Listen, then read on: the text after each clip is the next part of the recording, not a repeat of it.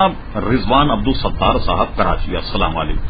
ہم آپ کے ممنون ہیں کہ آپ نے ہماری ویب سائٹ اہلسنت.net پر یاد فرمایا۔ آپ نے پوچھا کہ ایک بچہ جو کہ مسلمان گھرانے میں پیدا ہوا، کیا وہ بچہ مسلمان ہی کہلائے گا؟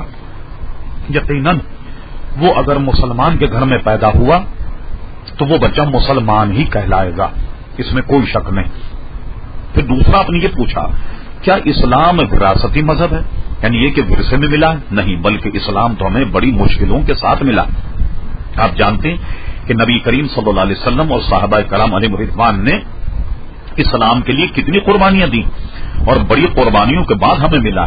اور ورثے میں ملنے کا مطلب تو یہ ہے کہ ٹھیک ہے، عرف میں یہ کہا جا سکتا ہے کہ تکلیفیں تو دوسرے لوگوں نے اٹھائیں، لیکن ہمارے باپ مسلمان تھے تو ہم مسلمان ہوئے، یہ تو کہا جا سکتا ہے۔ لیکن یہ کہ مطلق یہ نہیں کہا جا سکتا کہ اسلام جو ہے وراثتی مذہب ہے کہ کسی کو وراثت میں مل جائے، ایسا نہیں ہے، بلکہ اسلام ایک عمل، ایک پورے سسٹم کا نام ہے۔ اس کو وراثتی مذہب ہم نہیں کہیں گے، البتہ یوں اس پر اطلاق ہو سکتا ہے بھئی ہمیں وراثتی طور پر اسلام اس لیے مل گیا کہ ہمارے باپ دادا مسلمان تھے، ان کے طفیل میں ہمیں اسلام مل گیا۔ یا آپ کچھ اور پوچھنا چاہتے ہیں تو ذرا اور وضاحت کر دیجیے تاکہ ہم بڑی وضاحت کے ساتھ آپ کو جواب دیں۔